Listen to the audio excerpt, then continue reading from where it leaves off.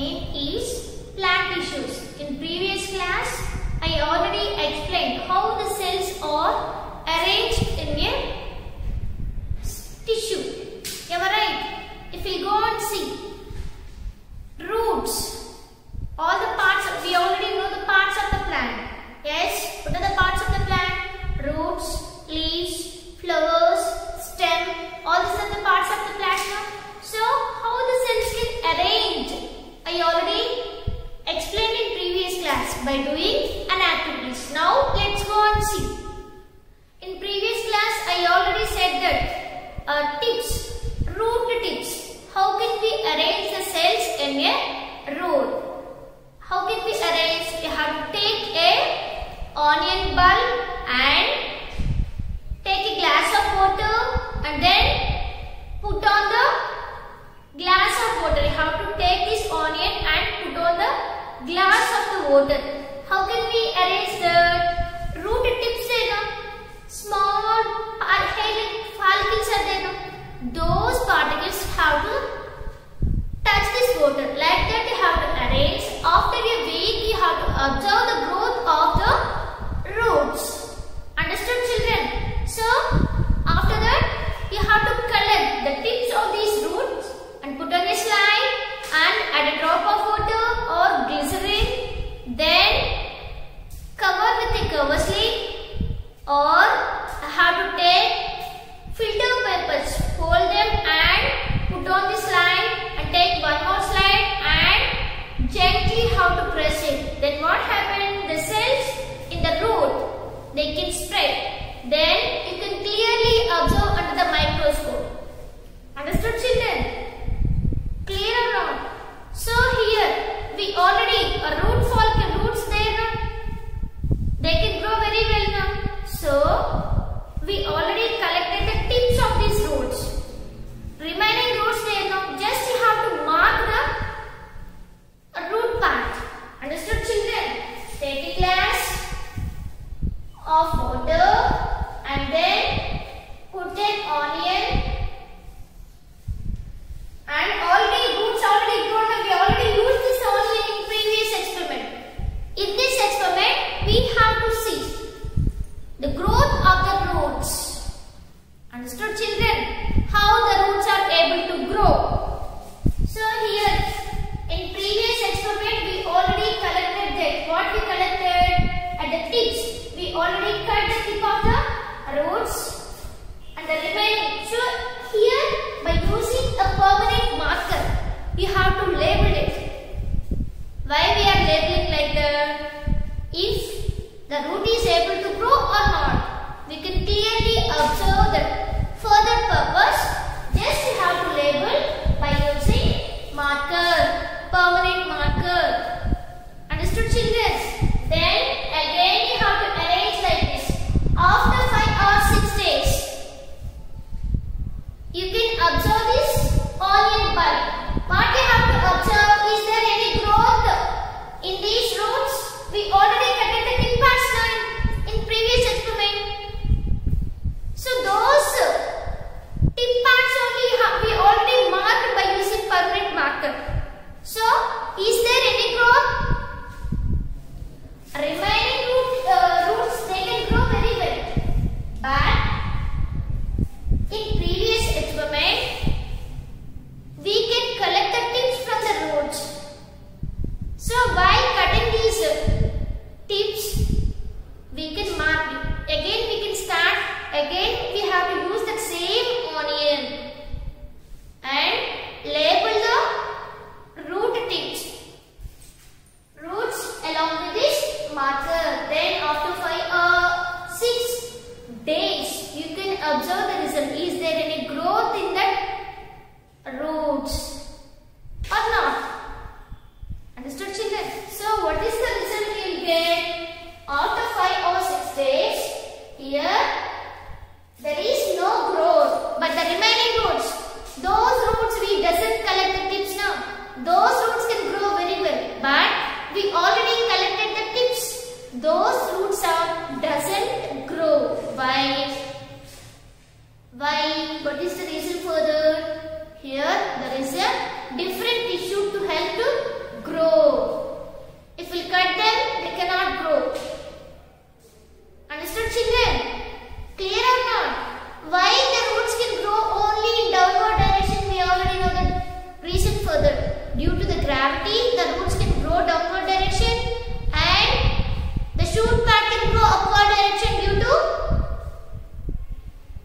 sunlight. Understood, children?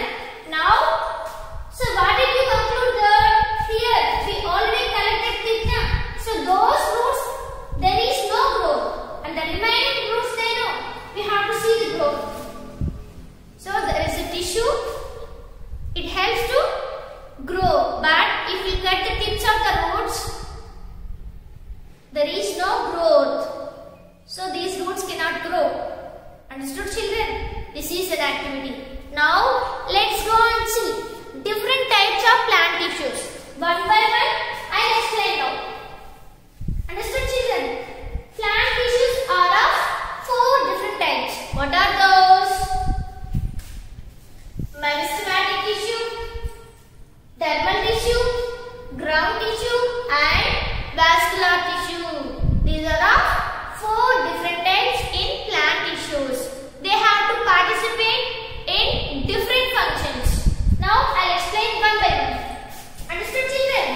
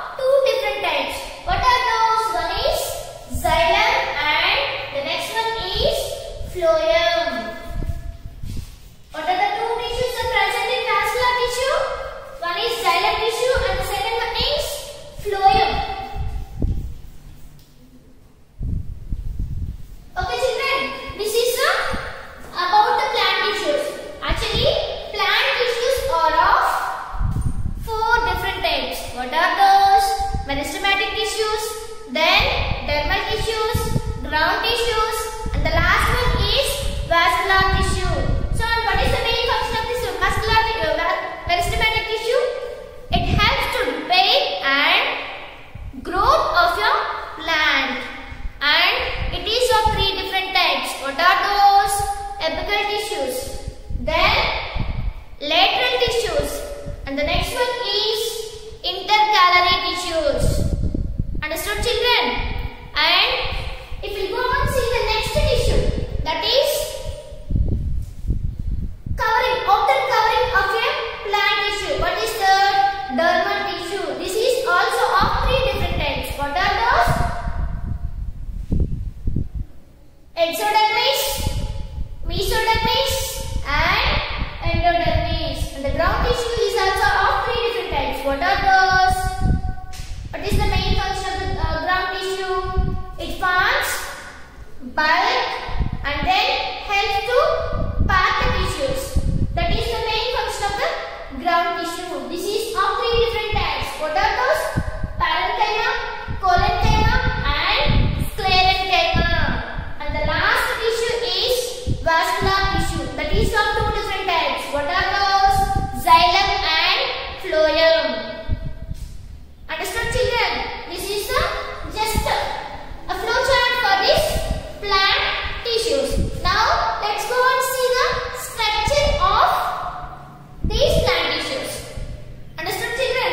Now I draw it.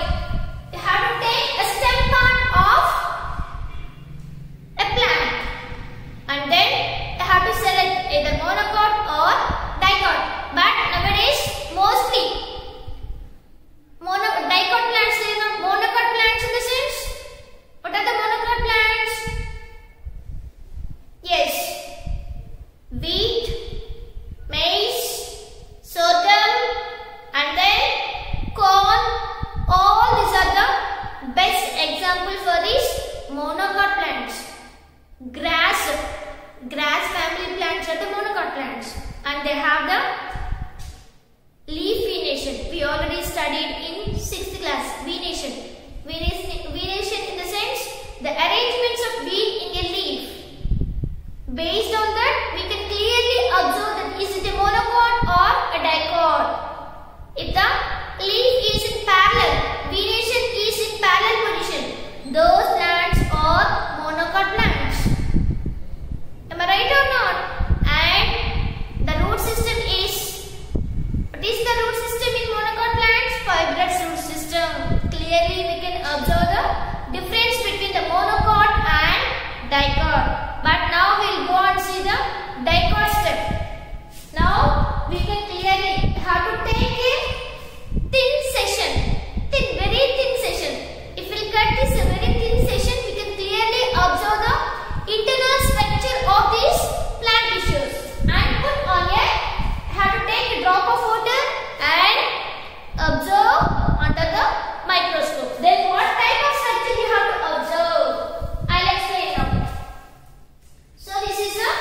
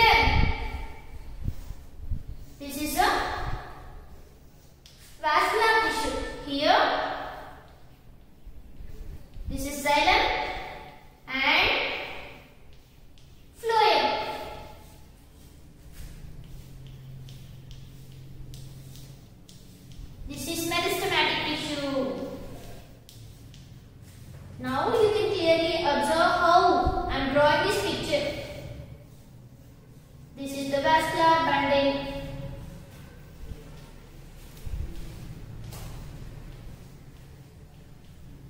Understood, children?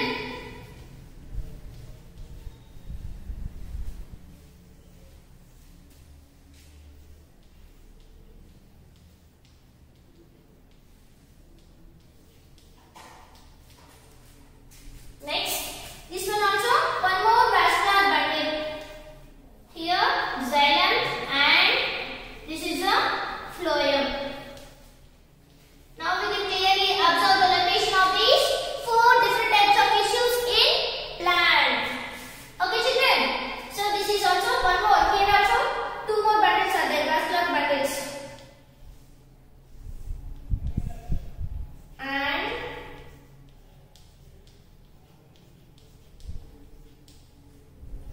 this is a meristematic tissue.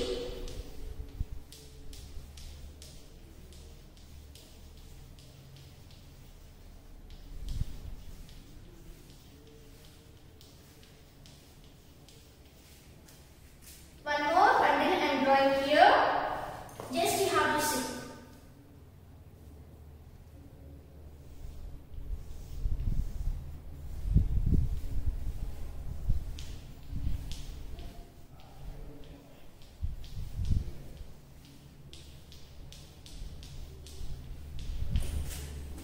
Okay, children.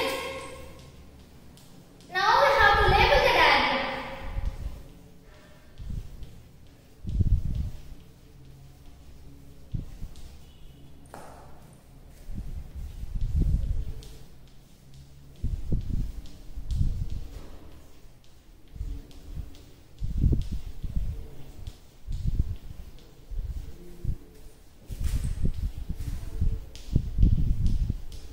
This is the structure of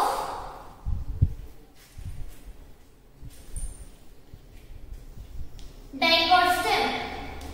What is this? What I am drawing on the board? Structure of dicot stem. So here, what are the parts we are going to see here? Four different types of tissues are there. What are those? Meristematic tissue, dermal tissue, then ground tissue, and the last one is vascular tissue. Now we are going to label it. Okay, children. So the diagram completed now. Now we have to label the diagram. So this is a dermal tissue covering protective shield. What is the dermal tissue? Dermis. Okay. Dermal tissue. Otherwise what we call as dermis. And the next one is which tissue helps to repair and growth of the plant? That is meristematic tissue. This is the meristematic tissue. Meristematic tissue. And the next tissue is at the center. Bulky part is there now. That bulky part we call as ground tissue. This is the ground tissue. And here vascular bundles there now. These are the vascular bundles. This is also vascular bundle. This is one more vascular bundle. This is vascular bundle. So here inside the vascular bundle also they had to see two different types of tissues, xylem and phloem. This is the vascular tissue. Vascular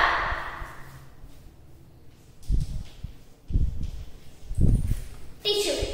This is about